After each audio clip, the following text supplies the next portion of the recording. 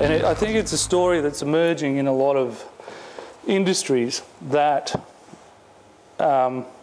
people are trying to perpetuate the old business model rather than embrace a new business model, because it's easier. It's easier to work under the old regime. It's easier to understand, and it's much harder to create something new and find a niche where your value is going to be sort of realised within that new business model. When building a business model, I like to start with the value proposition, and we'll deep dive a bit into building a value proposition, what some of the aspects of the value proposition are, and how that might relate to your organisation.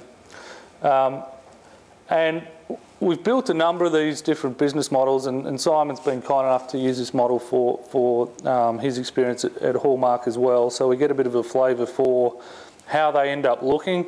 They are a visual tool. It's the best one-pager you can put on someone's desk to say, this is what my business is. I think I sent Simon one on a business I'm building at the moment, and he said, oh, you know, I want into it. It's that powerful as a one-page snapshot. So just going through the different aspects, the value proposition is about what are we offering. Capabilities or resources, what skills and capacity do we need to be able to deliver on it. What partnerships? The previous session was about building a path to market. There we talked about actually constructing those partnerships, how those partnerships work, approaching partners, the right angle to do that on. Activities, what's the business actually going to do? And I think if we do this case study I've got in mind, you'll be amazed at how different your responses are in terms of this one particular opportunity as to what that business actually looks like. And my plan with that approach is to try and we'll build three entirely different business models for the same opportunity, and then have a discussion about how they look and how they work, which I think will be helpful. Costs. So what are the cost profile? If we're doing these activities, they're going to cost something. If we're doing other activities, they're going to cost something different. So the thing with building the business models is they need to be internally consistent. We would generally build a minimum of 4 business models for a client in one instance, and they are quite critical to build a number of different ones so that you can select between them, particularly if you're in an organisational context. How do they fit with the organisational strategy or other issues the organisation might have? You might want to be the biggest, you might want to be the best, you might want to be the fastest. What parameters do you want to judge your business model against? What formal or informal relationships do we need to put together to bring this technology or opportunity to market? What are our channels to market? Are we going through channel partners? Are we going direct? Do we have a sales force, etc.? What are our customers actually going to pay us for? We might do a bunch of stuff, but we get paid for this 1% of it over here, but we can charge so much for it that it covers the cost of the whole model. And I think this is where a lot of innovation's going on at the moment, particularly with web technologies, in terms of finding different ways of charging, different ways of monetising information, different ways of monetising assets. And the customer, who is our customer? And with the same opportunity, we could build, almost an unlimited number of business models. So what does a business model look like? This is one I've built for a particular opportunity. It basically just boxes out all those elements that we had in the matrix, and says you're going to be doing things. So this company is going to be doing online marketing. It's going to have a call centre. It's going to be establishing and managing relationships, and I think product development. So what I thought we'd do now, just check how we're going for time.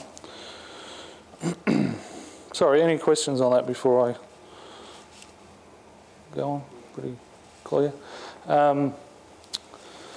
Ballast Blaster is a fictitious case study that I've used on a couple of occasions. It seems to be quite interesting.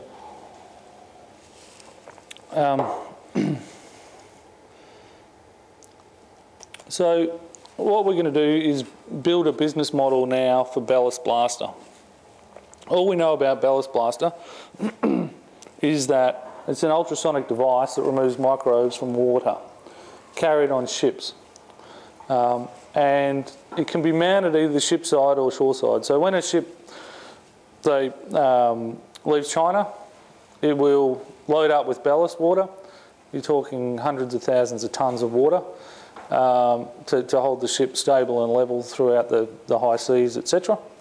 When it gets to Melbourne and it needs to unload, it will just dump all that ballast, so whatever dodgy microbes are floating around in the South China Sea suddenly end up in Port Phillip Bay. Yeah, that's interesting. So with our little case study, what we're going to do is I'm going to put up this diagram, and I don't know if you can remember it. I'm going to just write a few things on the whiteboard to put your post-it notes around. But if you could have a think about that case study and write down one line basically for each one of these, and then what we'll do is we'll put them all up on the whiteboard.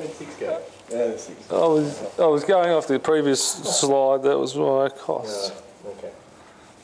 What's the bet the real client for this isn't this pump, this sonic wave, and that's really well. And you say, well, and if nearly all the cases sing it to you guys or you guys, yeah, and you're doing the work. Right, assuming it's all worked out. Well, that all factors into the cost profile. So if there's a question mark over whether company X thinks it's going to take them $50 million in 6 months to implement in their existing supply chain. Like a typical client I can think of would be lowest cost to market, fastest time to market, fastest revenue growth. They're probably three that sort of roll off. Because it's sending such different directions. Yeah, it does. It does. But if I gave you those to begin with, then you'd all end up with a fairly similar model. So in this case, it's better to leave it open.